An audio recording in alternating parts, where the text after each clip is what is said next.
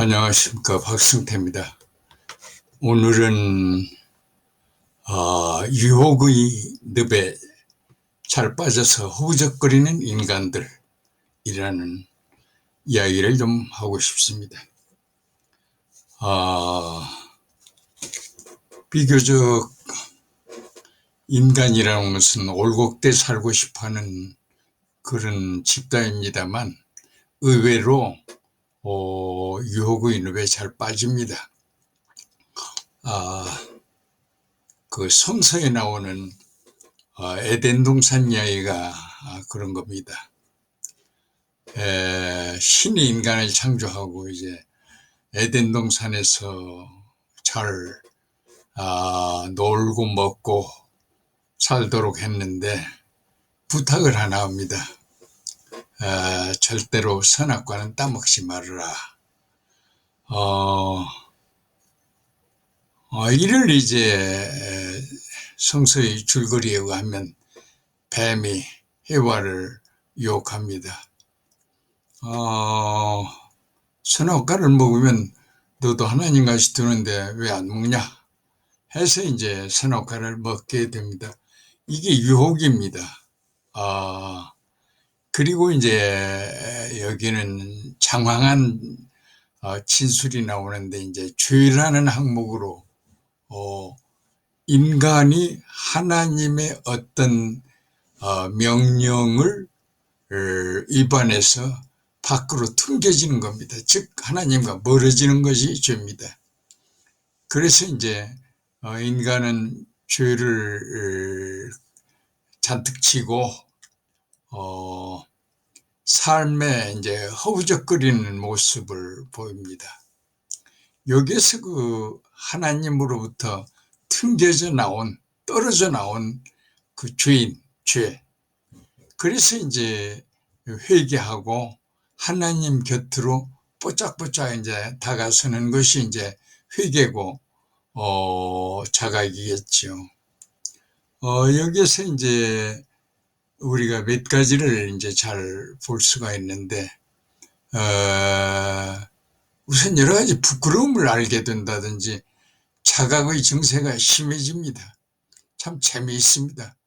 그런데 이제 보통 질문에 하나님은 다 아실 텐데 그렇게 될 걸 알고 있을 텐데 왜 그렇게 놔뒀는가?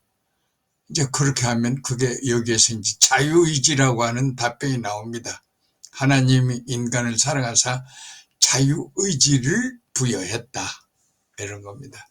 그래서 유혹을 이기기 위해서 이제 우리는 그 자유의지에 대한 생각을 빠뜨릴 수가 없습니다. 최근에 윤석열 정부가 들어서면서 그 잘 지어진 그 청와대를 버리고 이제 용산으로 이제 집무실을 이제 바꾸겠다고 했는데 여기에 이제 어떤 도사가 개재했냐 안 했냐 해가지고 나라가 시끄럽고 청문회를 해야 한다느니 안 해야 한다느니 하는 여러 가지 설들이 분분합니다. 이것도 이제 하나의 유혹에 빠져서 이제 그걸 조금 다른 말로 말하면 끄임에 빠졌다라고도 할 수 있고,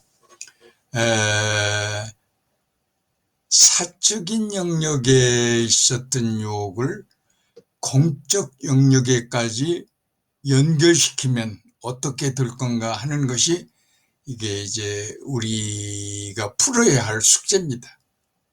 그러니까 청와대를 이주하겠다라고 하는 어떤 결정권자의 생각이 어떤 도사의 도움으로 그렇게 됐다라면 그거에 바람직한 건가? 사적 영역에서 공적 영역으로 어떻게 그 변질이 됐고 침투돼서 변질이 됐고 그것이 국민에게 미치는 영향이 뭘까? 그게 이제 청문회 아니겠습니까? 우리는 이러한 유혹에서 어떻게 벗어나야 하는가 하는 겁니다. 그러니까 기독교가 인간 생활의 시작을 아주 못있게 출발을 하게 합니다. 그래서 이제 결국은 그 죄값을 속죄하기 위해서 하나님의 아들 예수가 와서 이제 십자가의 대속, 리덤션이라고 하는 얘기죠. 리덤션, 대속을 해서 죄값을 면해야 하나님 곁으로 다시 뽀짝뽀짝 기어갈 수 있다, 이런 내용입니다. 그러니까 이제 우리는 내가 믿는 한계, 이게 옳다라고 믿는 그 믿음의 한계를 조금 명확하게 해야 합니다. 성경에는 이제 여러 가지 재미있는 기술들이 많은데, 그 중에 이제 고린도전서 13장 13절에 아주 명쾌한 그 답이 나옵니다. 사랑, 소망, 믿음 중에 사랑이 제일이다. 아주 멋있습니다. 그러니까 우리는 현재라는 사랑과 미래라는 소망과 과거라는 이 믿음에 대한 구분을 잘 해야 합니다. 그래서 현재 사랑과 미래의 소망이 잘 꼬여져서 히스토리, 과거의 믿음이 이루어집니다. 그래서 그 믿음이 이제 사적 단계냐 공적 단계냐에 따라서 상당히 다릅니다. 그러니까 사적 단계인데 공적 단계까지 이끌어졌더라면 그게 유혹입니다. 꾀임에 빠진 겁니다.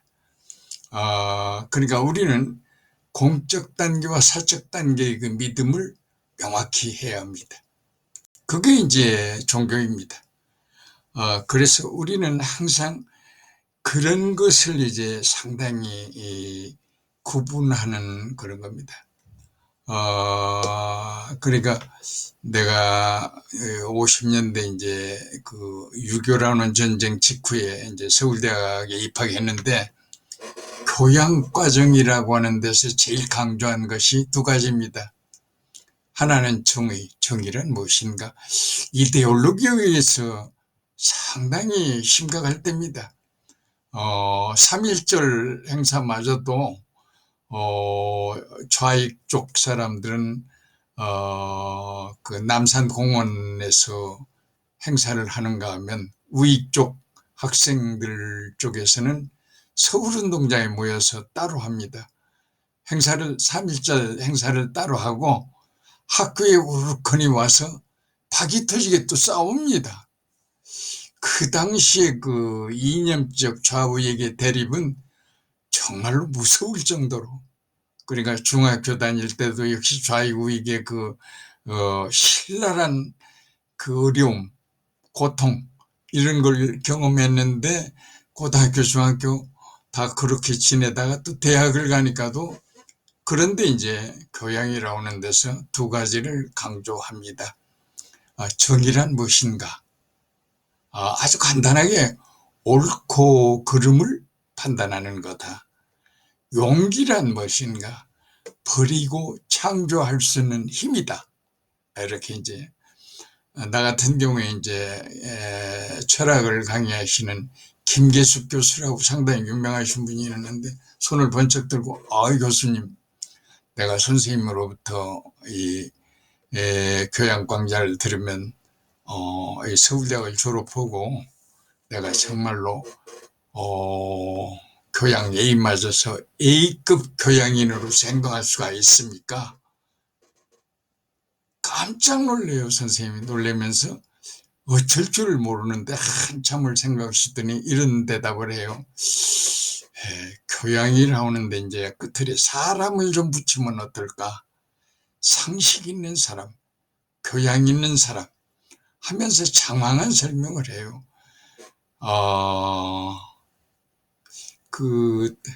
선생님이 좀 어려웠던 것 같아요. 대학을 졸업하며 느낀 많은 생각 중에 참 모순된 것이 많습니다. 총장님이 졸업 축사에 하시는 말씀에 여러분의 형설의 공을 이렇게 쌓아 나가는데 정말로 값진 것이며, 뭐 별소리를 다 합니다만, 그 소리를 듣는 순간에 내가 등록금을 안 냈어도 이 졸업장을 줄 건가? 결국은 졸업장은 등록금 내서 주는 거 아닌가? 이제 어떤 요건을 가지고 등록금을 내서 준 거 아닌가? 근데 왜 등록금 얘기는 한마디도 안 할까? 뭐 이런 거라든지 좀 짓궂은 학생이었나요? 그런 생각을 많이 합니다. 그래서 이제 나는 믿음의 한계라고 한다든지 이런 것을 사람이 상당히 잘 지켜야 합니다. 개인의 소신도 중요하지만 상당히 잘 지켜야 합니다. 나는 그 생물과학을 전공했는데, 그 생물학은 그렇게 뭐 어렵거나 그런 학문은 아닙니다. 크게 이제 두 가지의 이론에서 시작하는데, 하나는 아주 콘크리트한 구체적인 세포라고는 단위에서 출발을 해서 생명이란 무엇인가, 그러니까 생명이라는 것은 이거다, 이렇게 얘기합니다. 그거 이제 DNA인데요. 그래서 이제 그 세포설에서 출발해서 이제 여러 가지 이제 그 세포를 다루는 여러 가지 학문적 가치를 이루고 있습니다. 또 하나는 전혀 사실적이 아니고 abstraction, 추론된 내용. 그러니까 실제 이 세상에는 종이라는 건 없습니다. 그 인간이 이제 추론하는 것만 만들어냈습니다. 종이랑 abstraction 한 건데, 그 종설, 종에 의해서 이루어지는 진화학설에 의해서 환경이란 무엇인가, 진화론은 어떻게 발달해서 생물이 오늘까지 왔는가. 이래서 이제 생물학은 크게 이제 두 가닥으로 시작하는데, 그 다윈이라고 하는 사람은 뭐 비그로도 타고 여러 가지 경험도 많이 해서 상당히 자세히 알려졌습니다만, 그분은 그 따개비라고 하는 것을 아주 연구를 깊이 해가지고 놀랍게도 여러 가지 이론의 뒷받침을 했던 것입니다. 그래서 이제 진화론도 상당히 이제 그 아주 멋있는 학문으로 발전되어 왔습니다. 근데 이제 최근에 인터넷이 발달하고 또 유튜브에 많은 동영상이 나오면서 상당히 강의를 멋있게 잘하는 분들이 상당히 나오는데, 특히 아주 최근을 잘 보면은 두 분이 상당히 깃발 날립니다. 한 분은 유발 하랄이라고 해서 이스라엘 히브리 대학의 역사학자입니다. 젊은 역사학자인데, 나는 그 2000년도가 시작하고 얼마 있다가 그 히브리 대학 교수 간의 죽음의 선택이라고 하는 그런 동영상을 하나 보고, 그때 이제 유발 하라리를 대했는데, 그렇게까지 유명한 줄은 생각을 못했는데, 나중에 그 사피엔스라고 하는 책을 지어서 아주 종합적으로 역사를 내다보는 그런 아주 훌륭한 젊은 학자입니다. 유발 하라리라고 하는 분의 그 강의를 상당히 세계 사람들이 좋아하고, 옥스퍼드 대학의 도킨스라고 하는 이 교수는 이제 유전학자입니다. 그리고 이제 진화론에 아주 밝은 유전학자인데, 이분이 이제 셀피쉬 그 유전자에 관한 이 책으로부터서 Delusion God, 우리나라에서 이게 만들어진 신이라고 이제 번역이 됐습니다만, 이 환상의 어떤 신에 대한 것. 그래서 이분들 그 잘난 사람, 강의를 이렇게 잘하고 인기가 폭발되는 이런 분들이 정말로 삶의 핵심을 어떻게 이루어나가고, 그것을 어떻게 조각품을 만들 듯 멋있게 많은 사람에게 보이는가에 대한 나는 그런 관심이 좀 특이하게 많습니다. 졸업 때 총장한테 그 등록금 얘기를 하듯이 그분들을 만나도 멋있는 질문이 준비되어 있습니다. 즉 그렇게 꿰뚫어 볼 수 있는 그게 뭘까?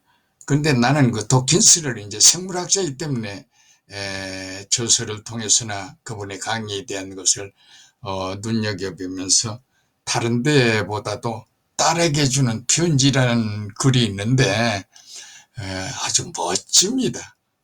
세 가지를 딸에게 부탁을 합니다. 그 딸에게 부탁하는데 여기선 전통에 얽매이지 말아라. 두 번째는 권위에 기죽지 말아라. 세 번째가 계시를 믿지 말아라. 이런 내용입니다. 그러니까 쉽게 말하면 이게 한마디로 말하면 종교적인 어떤 생각보다는 과학적인 생각을 해라. 그런 겁니다. 그러니까 이제 우리나라 문제를 해결하는데 뭐 시끄럽게 할 게 아니라 어떤 도사의 조언을 들었다. 그래 청와대로 옮겼다. 이것은 종교적인 상념보다는 과학적이어야 한다.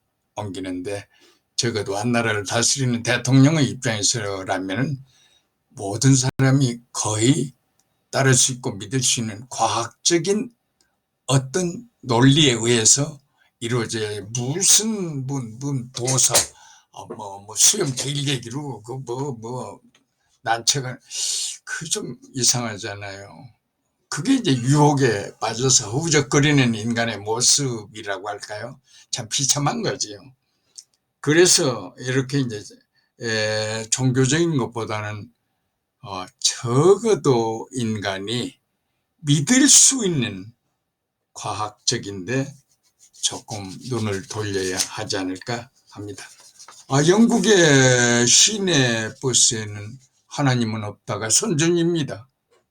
아마 우리나라 목사들이 들으면 기절초풍을 할 일이죠. 뭐 그렇다고 해서 그 눈이나 깜짝할 일은 없습니다. 우리나라 목사들 하는 행태가 참 묘해요.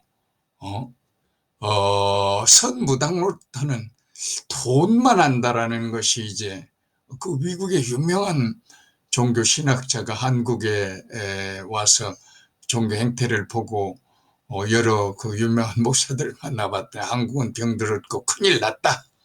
돈과 섹스에 너무 집중한다. 이게 지적입니다. 참 놀랍죠. 한심스럽고. 그래서 이제 나는 이런 과학적이라고 하는 데 대한 설명을 조금 하려고 합니다. 사실은 대학에서 강의하면서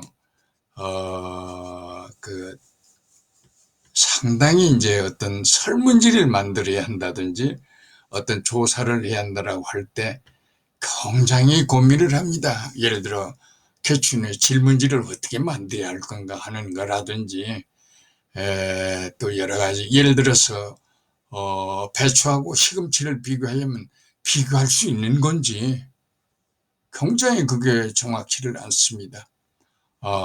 그러면 이제 세계 배추는 어떻게 되어 있는가? 이제 네 종류 우리가 보통 요즘에 보는 배추, 중국 배추, 그 다음에 이제 호배추, 칸나라고 하는 소련 배추, 브라질 배추 이런 종류가 있고 시금치는 암수가 다릅니다. 맛도 다릅니다. 이게 시금치가. 그래서 시금치와 상추를 어느 때만 비교가 가능한가? 그런 것들이 언제 정확하니 논리적 기초를 두었는가? 이런 것을 정확하게 알아야 합니다. 그게 이제 연구고 학문입니다. 그래 이제 1957년도 정도에 그게 밝혀집니다. 어떻게 할 때만이. 그래서 값을 어떻게 정하는 그 네 가지 방법들이 있습니다. 그런데 이제 과학적이라는 말이 뭘까라고 하는데 이제 고민도 많은데 결국은 환원주의와 결국 디덕션 연역주의의 어떤 관계를 어떻게 풀어나가느냐 하는 건데, 화학자인 리니우스 폴링이라고 하는 사람이 결국은 scientific thinking, 과학적 사고라고 하는 게 뭐냐. 그래서 이제 어떤 현상, 페노메나를 잘 보고 거기에서 이제 가설을 끄집어내는데, 그 가설이 환원주의와 직관을 이용해서 끄집어내고, 가설에서 이제 수학적 모델을 세우는데 앱스트랙션 방법으로 하고, 수학적 모델에서 예견된 어떤 결과, 프레딕션으로 가는데 연역적 방법을 쓰고, 프레딕션과 그 페노메나 현상과 같은가 다른가를 알아내는 게 실험이다. 이런 네 상과 네 과정을 거치는 게 과학적이다. 거창하죠? 이게 이제 리니우스 폴링의 오늘날 우리에게 알려준 가장 가까운 내용입니다. 그래서 이제 우리는 이런 걸 통해서 미래의 사고도 역시 문제 해결을 어떻게 할 건가에 대해서 깊이 생각하고 하나하나를 잘 따져서 논리적 체계를 세워야 합니다. 여기에는 그 질문을 잘해야 합니다. 요즘 챗GPT가 나와서 모든 걸 다 해결해 줄 것 같은데, 질문을 잘할 때만이 답이 제대로 나옵니다. 그러지 않으면 답이 아주 엉성한 답이 나옵니다. 두 번째로 이제 디지털 리터레이스에 대해서 능해야 합니다. 그러니까 우리는 어려서부터 좀 해설도 잘하고 해서 호기심을 갖고 그런 것들을 잘 풀어내고, 문제에 꼬여있는 여러 가지 컴플렉시티에 대해서 정확하니 풀어내고 해석을 해야 합니다. 남북관계 문제도 이 컴플렉시티를 잘 풀면 그렇게 어려운 게 아니지 않을까 하는 생각을 가져봅니다. 그래서 우리는 어떤 유혹에서든지 과학적 사고와 논리적인 기반 위에 쓰면 어려움이 없다. 나는 그렇게 생각합니다. 대단히 감사합니다.